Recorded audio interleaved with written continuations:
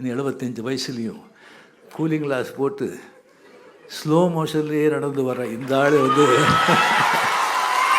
Hero யாராவது கூப்பிடணுன்னா சிவகுமார் இருக்காருப்பா. என்ன பேசுகிறாரு, எவ்வளோ படிச்சிருக்காரு, என்ன பண்ணுறாரு, மகாபாரதத்தை வந்து அப்படியே அறிந்து 6 hours hats off to him. அதுக்கப்புறம் என்ன பேசுவார். இவர் வந்து தோற்று போயிட்டார், கலைஞர் ஜெயிச்சார். ராசக்தி, மனோகரா, மந்திரி குமாரி. தமிழ் மக்கள் கலை வந்து எந்த வகையில் இருந்தாலும் அதை ரசிக்கிறதுல வந்து மன்னர்கள் அலைமையிலே தூக்கி கொண்டாடுவாங்க. Hats off. உங்கள் கால்களை தான் வணங்குறேன். வெற்றியையே தனது சின்னமாக வைத்திருக்கிற இந்திய திரையுலகின் சூப்பர் ஸ்டார் திரு ரஜினிகாந்த் அவர்களை சிறப்புரையாற்ற அன்புடன் அழைக்கிறோம்.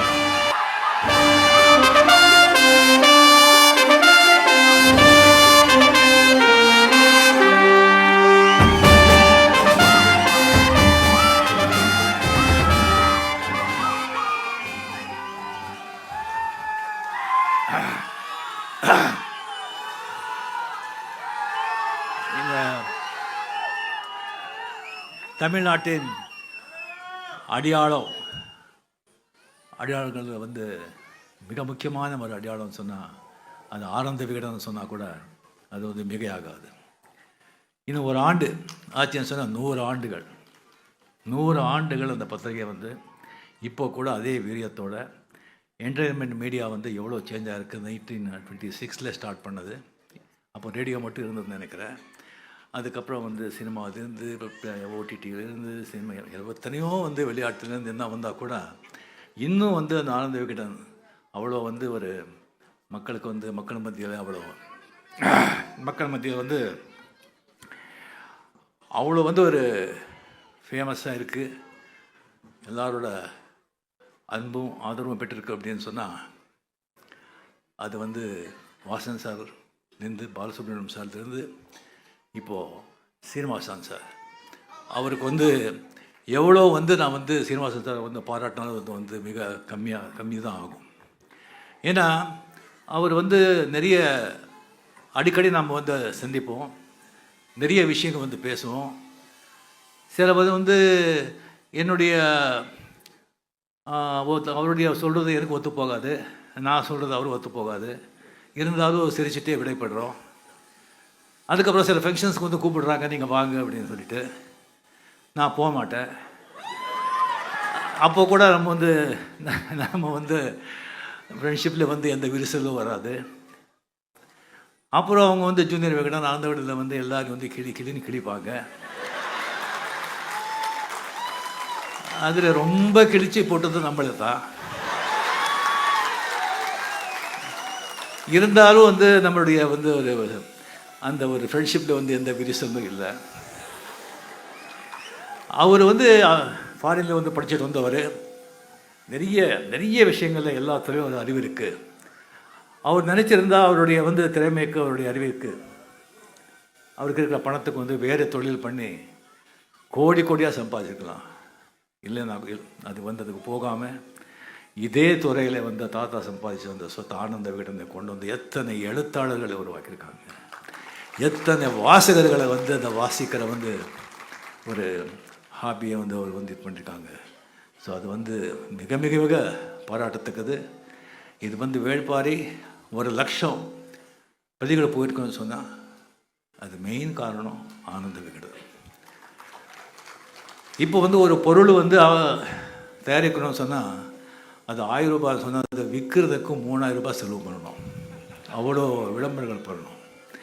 அந்த ஆனந்த விகடனில் தொடராக கதையாக வந்தால் போதும், எந்த விளம்பரமும் வேண்டாம். அப்படி போய் அது வந்து சேரும். ஸோ சீனிவாசர்களையும் உங்களுக்கு என்னுடைய அன்பு வணக்கம். தொடரணும் நம்ம இந்த ஸ்நேகம். அண்ட் இந்த விழா நாயகன் சுவியா பற்றி நான் வந்து அப்புறம் சொல்கிறேன். ஸோ மிக அருமையாக வந்து பேசி அமர்ந்திருக்கும் கோபிநாத் அவர் எப்போவுமே வந்து அவர் பார்த்தாலே எனக்கு வந்து ரொம்ப ஆச்சரியமாக இருக்கும். அந்த நீயா நான் ஒரு நடத்துகிற வந்து அந்த நிகழ்ச்சி அது எப்படி அந்த ஆடிஷன் பண்ணுறாங்க, எப்படி அந்த சப்ஜெக்ட் எடுத்துக்கிறாங்க, அந்த பாட்டும் நானே பாவம் நானே மாதிரி எல்லா அணிலையும் இவரே இருப்பார், இவரே வக்கீல், இவரே ஜட்ஜு. அருமை. அருமை. இதுக்கப்புறம் வந்து உதயச்சந்திரன் அவர்கள் ஐஏஎஸ் அவர்கள் வந்து ஃபைனான்ஸ் செக்ரட்டரியாக இருக்கார். அவர் பெரிய பேராசிரியராக இருந்தால் எப்படி இருந்திருக்கும்னு சொல்லி அவர் நினச்சி பார்த்துட்டு இருந்தேன். என்ன ஒரு அற்புதமான ஒரு விளக்கோ, அற்புதமான பேச்சு. சிறுதி பேதம், ஆமாம், சிறுதி பேதம்லேருந்து ஆரம்பித்து தப்பு தாளங்கள், நிறைய தப்பு தாளங்கள். சரி, எல்லாம் வந்து ரொம்ப அருமையான பேச்சு. அந்த ரொம்ப அது வந்து நமக்கு வந்து அந்த ஐரன் வந்து இரும்பு வந்து இங்கே தான் இது பண்ணதுங்கிறது ரொம்ப அருமையான ஒரு இன்ஃபர்மேஷனாக இருந்தது. இது வரைக்கும் அவருக்கு தெரியாது. அது வந்து 2 ஸ்டின் போட்டு ஆப்ரேஷன் ஆகி இருந்து கூட அவர் இங்கே வந்திருக்காரு சொன்னால் அந்த பாரி வந்து அவரை வந்து இழுத்து இங்கே உட்கார வச்சுருக்காங்க. அப்புறம் சங்கர் சார். ஸோ நம்ம வந்து 70s 80s 90s வந்து இதில் பார்த்திங்கன்னு சொன்னால் ஸ்ரீதர் சார், பாலச்சந்தர் சார் எல்லாம் விட்டா ஒரு முக்கியமான ஒரு சினிமா வந்து அப்படியே அவரை மாற்றி வந்து இது பண்ணதுன்னு சொன்னால் ஒன்று பாரதி ராஜா, இன்னொன்று மணிரத்னம், இன்னொன்று வந்து நம்ம சங்கர். பிரம்மாண்டம் மட்டும் இருக்காது, அதில் வந்து ஒரு நல்ல சமூக நீதி சரிவு இருக்கும், ஒரு நல்ல ஒரு தத்துவம் இருக்கும், சமூகத்துக்கு வந்து ஒரு நல்ல ஒரு ஒரு ஒரு அட்வைஸ் மாதிரி ஒரு திசைங்க இருக்கும். அவர் கூட வந்து 3 படம் பண்ணது 3 வந்து மிகப்பெரிய வெற்றி படம். இப்போ வந்து அவர் சொல்லியிருக்க முதல்ல எனக்கு தெரியும், அது வேள்பாரி வந்து அவர் தான் டைரெக்ஷனை போகிறாரு, அந்த ரைட்ஸை வாங்கி வச்சுருக்காருன்னு சொல்லிவிட்டு அது எப்போ வரும் அப்படின்னு சொல்லி எல்லாரும் மாதிரி நான் ரொம்ப ஆர்வமாக காத்துக்கிட்டு இருக்கேன்.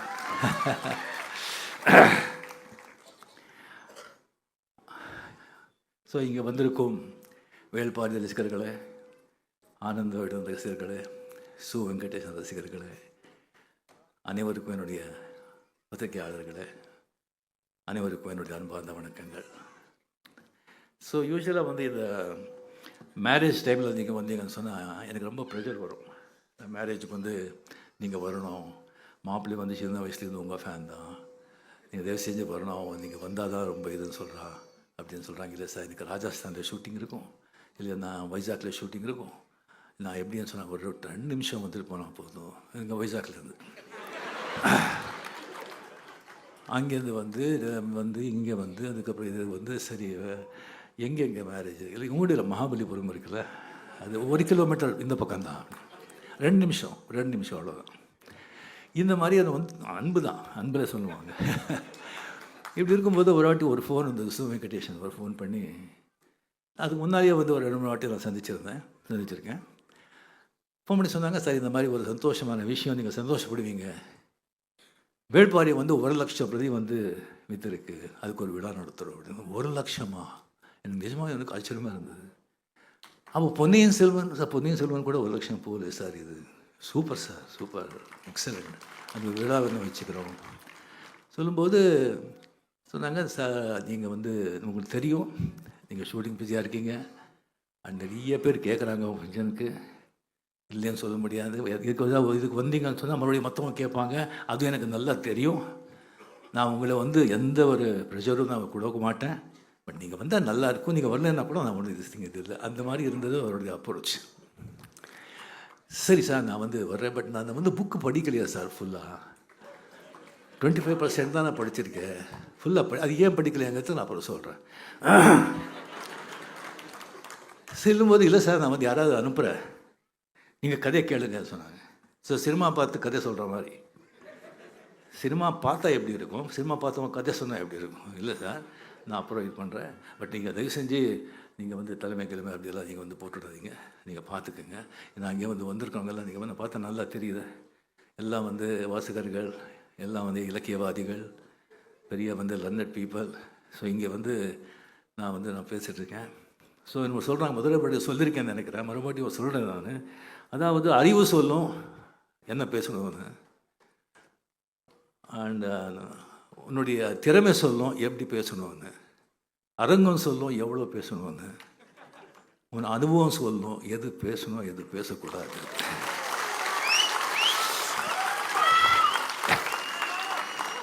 இப்போ இங்கே பார்த்தா இதே வந்து பல மாதங்கள் முன்னால் வந்து இதே கலைவாணரங்கம் இங்கேயே வந்துட்டு ஐயவா வேலு அவர்கள் வந்து கலைஞரை பற்றி ஒரு புக் எழுதுகிற வந்து ரிலீஸ் பண்ணியிருந்தாங்க. மாண்புமிகு முதலமைச்சர் கூட அவங்க அங்கே இருந்தாங்க. ஸோ அங்கே வந்து எல்லாம் வந்து எல்லாருமே ஐஏஎஸ் ஐபிஎஸ் எல்லாம் நம்ம வந்து மினிஸ்டர்ஸ் எல்லாமே வந்து வந்திருந்தாங்க. நான் வந்து அப்படியே பேசும்போது எல்லாமே நண்பர்கள் தானே, பேசும்போது இந்த மாதிரி வந்து ஓல்டு ஸ்டூடெண்ட்ஸ் எல்லாம் சமாளிக்கிறது ரொம்ப கஷ்டம், அது வந்து ரொம்ப கஷ்டம், அதெல்லாம் வந்து அது ஸ்கூலை விட்டு கிளாஸை விட்டு போக மாட்டாங்க அப்படின்னு சொல்லிவிட்டு அதுக்கப்புறம் நான் வந்து சொன்னது இது பண்ணியிருந்தேன் நான். சரி, அப்படி இருந்தால் கூட ஓல்டுன்னு சொன்னால் அந்த எக்ஸ்பீரியன்ஸு, ஓல்டு பீப்புள் அவங்கெல்லாம் தூண்கள், அவங்கெல்லாம் ஃபவுண்டேஷன். அந்த மாதிரி எக்ஸ்பீரியன்ஸ் ஓல்டு திஸ்டிங் இல்லைன்னு சொன்னால் எந்த இயக்கமும் எந்த பாட்டையும் வந்து அவ்வளோ திஸ்டிங் தேராது. அது தூண்கள் மட்டும் இல்லை, சீக்கிரம் கூட. அந்த மாதிரி சொல்லணும் சொல்லி இது பண்ணிவிட்டு அந்த எல்லா சிரிப்பு இதில் வந்து அதை மறந்துட்டேன்.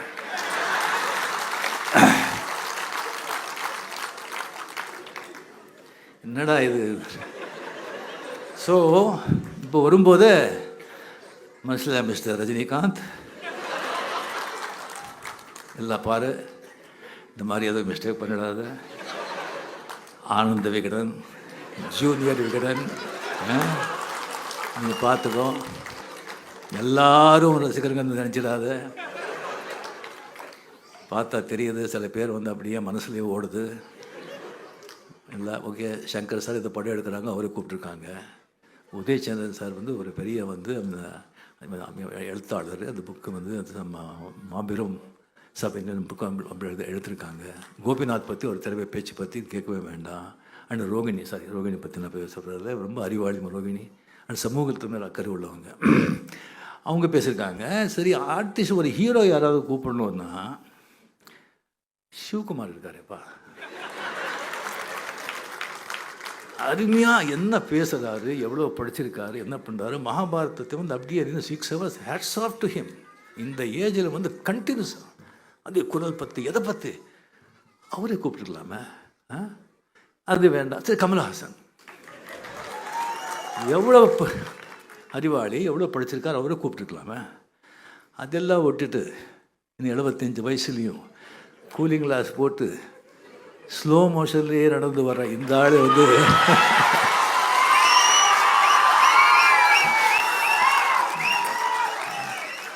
கூப்பிட்டுருக்காங்களே அப்படின்னு சொல்லி யாரும் நினைப்பாங்க. ஸோ ஜாகிரதைப்பா அப்படின்னு சொல்லிட்டு சொல்லும்போது, நண்பர்களே வந்து இந்த உலகமே வந்து எழுத்து புத்தகங்கள், அதனாலே வந்து இயங்குது. கதை இல்லாமல் கதை சொல்லாத, கதை இல்லாத, கதை கேட்காத உலகத்தில் எந்த நாடும் இல்லை, எந்த ஊரும் இல்லை. அது நம்ம நாட்டில் ஒரு தெருவுக்கு ஒரு கதை இருக்கும். இங்கே இத்தனை பேர் இருக்குங்க, ஒவ்வொருத்தருக்கும் ஒரு கதையாக இருக்கும். What is history? His story is history.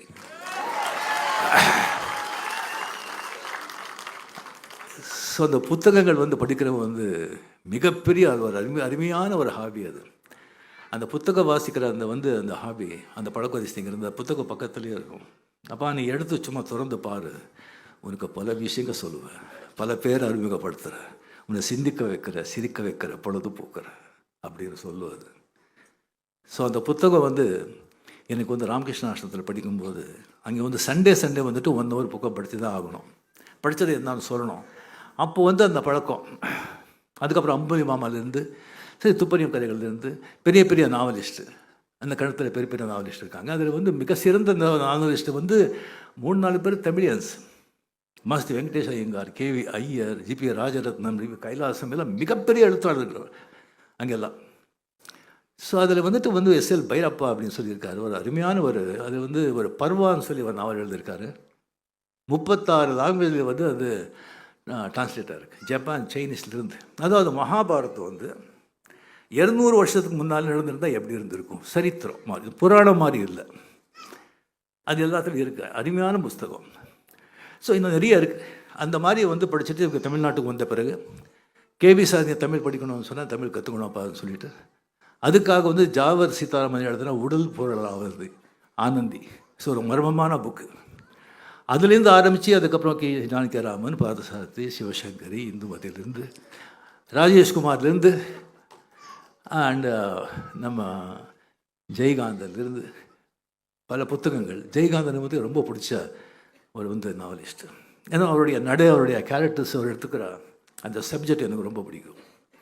ஒரு குப்பத்தை பற்றி ஒரு கதை எழுதுனாங்கன்னு சொன்னால் அந்த குப்பத்தை ஒரு வர்ணிக்கிற விதம், அந்த கேரக்டர் பேசுகிற விதம் பார்த்தா இவர் வந்து குப்பத்திலேயே பிறந்து உணர்ந்திருப்பாரோ அப்படின்னு தோணும். ஒரு பிராமணனை பற்றி ஒரு கதை தேசம் எழுதுனாங்கன்னு சொன்னால் இவர் அக்ரஹத்தில் வந்து பிறந்திருப்பாரோ அப்படின்னு தோணும். யாருக்காக அழுதான் ஒரு புத்தகம் படமாகவும் வந்தது. அந்த புத்தகம் நான் படித்தேன். அந்த கேரக்டர் ஹீரோ யாருக்காக அழுதுன்னு தெரியாது, பட் அவனுக்காக படம் புக்கு படித்த பிறகு தான் ஒரு 3 நிமிஷம் அவனுக்காக அழுது. அந்த மாதிரி ஒரு புத்தகம். அதுக்கப்புறம் வந்தார்கள் வென்றார்கள் மதன். அது படிக்கும்போது கண்ணில் தண்ணீரில் ரத்தம் வரும். நம்ம வரலாறு எப்படியெல்லாம் அதிநாட்டுக்காரங்க நம்மளை இம்சைப்படுத்தினா, எப்படியெல்லாம் கொடுமைப்படுத்தினா, என்ன reason? Only thing is no unity. அதுதான்.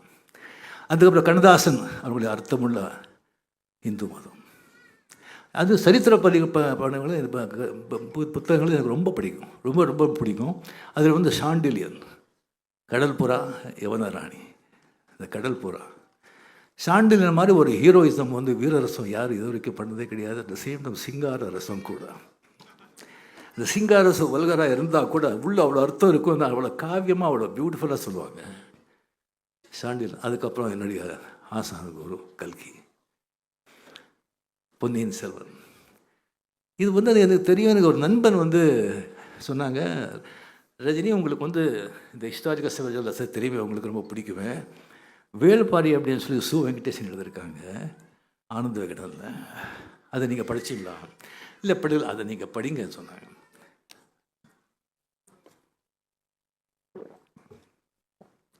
சரி, அதை படித்து அப்படியே திருப்பி பார்த்து புக்கு பார்த்தா hats off Maniam children sir. என்ன ஓவியன் பா!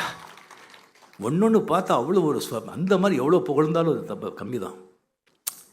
அதுக்கப்புறம் அப்படியே அதை படிச்சுட்டு வரும்போது அந்த கபிலன், கம்ப்ளீட்லி கபிலர் மகா பண்டிதர், தன்னை தான் அறிந்த ஒரு மனிதர், கம்ப்ளீட்லி ஒரு பெரிய பண்டிதர். அவர் கம்ப்ளீட்லி இந்த இவனுடைய பாரியோட எல்லாம் சொன்னாங்க விட்டா நாங்கள் அதான் அது பார்க்கணும்னு சொல்லி அது போகிற வழியை அது உடனே அந்த நீலன் ஒரு கூட்டிகிட்டு போகும்போது அது வர்ணிக்கிறாங்க பாருங்கள். எப்போவுமே கதாசிரியர் எங்கே நிற்கிறா அப்படின்னா, அவன் எடுத்துகிற களம் நம்ம சினிமாவில் சொல்கிறோம்னா பேக்ட்ராப், எடுத்த களம் நீ எப்படி விவரிக்கிற, எப்படி வர்ணிக்கிற அப்படின்னு சொல்லி கரெக்டாக பண்ணால் வாசகரை உன்னுடைய பிரபஞ்சத்தில் அதை உட்கார வச்சுட்டுங்கன்னு சொன்னால் நல்ல கேரக்டர்ஸுக்கு உருவாகிட்டோன்னு சொன்னால் அவங்களே கொண்டு போயிடுவாங்க. அது அந்த கபிலர் அந்த நீலன்கிட்ட அந்த வேள்பாரி பற்றி பேசுகிறது. நான் முதல்ல நினச்சேன் அந்த வேள்பாரி அப்படின்னு சொன்னால் ஆக்சுவலி இந்த முல்லைக்கு தேர் கொடுத்த வேள்பாரி தானே அப்படின்னு நினச்சி, இல்லைப்பா இது வீரதீர சொல்லும்போது எனக்கு ஆச்சரியமாக இருந்தது. சாரி, படிக்க படிக்க படிக்க படிக்க அவங்க அந்த யூஸ் பண்ணுற வார்த்தைகள், ஈவன் அந்த வள்ளி முருகன் அந்த மரம் ஜஸ்ட் அப்படியே இருக்குது. நெக்ஸ்டே பார்த்தா டச் பண்ணி நெக்ஸ்டே பார்த்தா அந்த பூக்கள் என்ன ஒரு இமேஜினேஷன், சங்கர் சொல்கிற மாதிரி அப்படியே நம்ம ஒரு சொல்லிகிட்டே திஸ் திங் அது போகலாம். அதே மாதிரி அந்த இன்ட்ரொடக்ஷன், அதுக்கப்புறம் கம்ப்ளீட் அந்த மக்களோட அந்த இயற்கையோடு அவங்க சேர்ந்து எப்படி வாழ்கிறாங்க அதெல்லாம் வர்ணிக்கும் போது அது ரொம்ப எனக்கு ரொம்ப ஆச்சரியமாக இருந்தது, ரொம்ப சந்தோஷமாக இருந்தது. இந்த மாதிரி ஒரு எழுத்து ஆஃப்டர் நம்ம கல்கிக்கு அப்புறம் அப்படின்னு. அதுக்கப்புறம் அந்த வேள்பாரி அவங்க கூட்டிகிட்டு போகிறாங்கல்ல கபிலரை. சரி, நம்ம வர வரைக்கும் அது எவ்வளோ நம்ம பார்த்துருக்கோம்.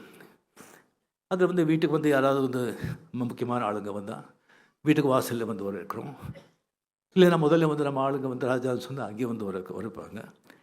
இல்லைன்னு சொன்னால் நம்ம அவையை பாண்டியராஜன் எப்படி வர வச்சான், ஃபுல்லாக சகல மேல தாளங்களோடு கொண்டு போகிறான்.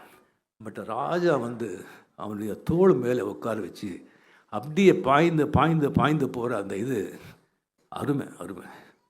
அதுக்கப்புறம் அந்த கூத்து அதில் சொல்கிறது. அதுக்கப்புறம் அப்படியே அந்த வான்கோழியா அந்த கோழி, ஆமாம், அதை பிடிக்கிறதுக்கு எப்படியெல்லாம் இது பண்ணுறாங்க. அது பண்ணி அந்த பாரியோட உட்காந்து மது அருந்த சாப்பிட்றது அப்படிங்கிறத பார்த்து எனக்கே வாயில் தண்ணி ஊறிட்டு இந்த புத்தகம் நான் அப்படி படிக்கணும் அப்புறம் படிக்கணும்னு சொல்லி எடுத்து வச்சேன். அதுக்கு காரணம் என்னன்னா 96 நரசிம்மராவ் ஜி அவர் பிரைம் மினிஸ்டர் ஒரு இதுக்காக அவர் மீட் பண்ணுற ஒரு சந்தர்ப்பம் கிடைத்தது 2-3 வாட்டி. அப்போ நம்ம அரசியல் தான் பண்ணணுமா வேண்டாமான்னு சொல்லி அவர் இன்சிஸ்ட் பண்ணிட்டு இருந்தாங்க. நான் ஹெசிடேட் பண்ணிட்டு இருந்தேன். அப்போ அவர் சொன்னார், பார்ப்பா எனக்கு இந்த எல்லா பாலிட்டிக்ஸே இதாகிடுச்சு. ஸோ இந்திராஜி முடிஞ்ச உடனே நான் கம்ப்ளீட்லி கண்டாலா மகாராஷ்டிரா மாநில கண்டாவில் ஒரு 3 ஏக்கர் இடம் வாங்கியிருக்கேன். ஒரு 10 மாடுங்க இருக்குது, ஒரு சமையல்காரர், ஒரு தோட்டக்காரர், ஒரு டிரைவர், அவ்வளோதான் வச்சுட்டு சரியாக ஒரு 800,000 புக்ஸுங்க அவர் வந்து அவர் 7-8 லாங்குவேஜ் தெரியும் அவருக்கு. இங்கிலீஷு, தெலுங்கு, மராட்டி, ஹிந்தி அவ்வளோ புத்தகங்களை வாங்கி வச்சுருக்க. அங்கே போயிட்டு ஃபுல்லாக அதை படிச்சுட்டு அந்த இதில் இருக்கணும்னு ஆசை எனக்கு. ஆனால் வந்து இந்த மாதிரி அரசியலில் வந்து ராஜீவ்காந்தி இதாக நான் வந்து இப்படி ஆயிடுச்சு அப்படின்னு சொன்னாங்க. ஏன்னா அதெல்லாம் விட்டாடுச்சு. இந்த புக்கெல்லாம் எடுத்து வச்சுட்டு அப்புறம் படிக்கலாம் அப்படின்னு சொல்லி பண்ணாங்க. அது மைண்டு போயிடுச்சு எனக்கு. ஸோ 96 ஒரு நல்ல புக்கு கிடச்சா ஓய்வு எடுத்த பிறகு அது மாதிரி வந்து ஒரு இடத்துல வந்து உட்காந்து அதெல்லாம் படிக்கணும்னு ஆசை. அதுதான் வந்து அந்த புக்கு நான் படிக்கலை, எனக்கு அதை எடுத்து வச்சுருக்கேன். ஸோ கல்கியாவது நம்ம பார்க்க முடியல. ஸோ நம்ம வந்து நம்ம இந்த காலத்து கல்கியை பார்க்கலாம் அப்படின்னு சொல்லிட்டு நான் ஒரு நண்பரை சொல்லி நான் நம்ம வெங்கடேசன் சாரை வந்து சந்தித்தேன். அவர் மீட் பண்ணும்போதே அந்த ஒரு சிரிப்பு கள்ளம் கபடம் இல்லாத ஒரு சிரிப்பு. அதெல்லாம் வந்து கம்ப்ளீட்லி அது எதையோ எவ்வளோ நீட்டாக இருக்குது, எவ்வளோ க்ளீனாக இருக்குது அப்படின்னு சிரிப்பில் தெரியுது. அகத்தின் அழகு முகத்தில் தெரியும் சொல்லுவாங்க இல்லையா? அப்படி அந்த கண்ணு எல்லாம் வந்து பார்த்திங்கன்னு சொன்னால் அப்படியே நட்சத்திரம் மாதிரி மின்னுது கண்ணும். அதாவது கம்ப்ளீட்லி இன்னும் அந்த நெஸ் இருக்கு இல்லை, அந்த அப்படிங்கிற வந்து அந்த எல்லாத்தையும் ரசிக்கிறாங்க. அந்த வாழ்க்கையை வந்து ஒவ்வொரு அணுவும் ஒவ்வொரு நிமிஷமும் ரசிக்கிறாங்க அப்படிங்கிறது அந்த கண்ணிலேயே தெரியுது. அப்படி அவர்கிட்ட பேசிட்டு இருக்கும்போது 100% ஹி இஸ் தேர்.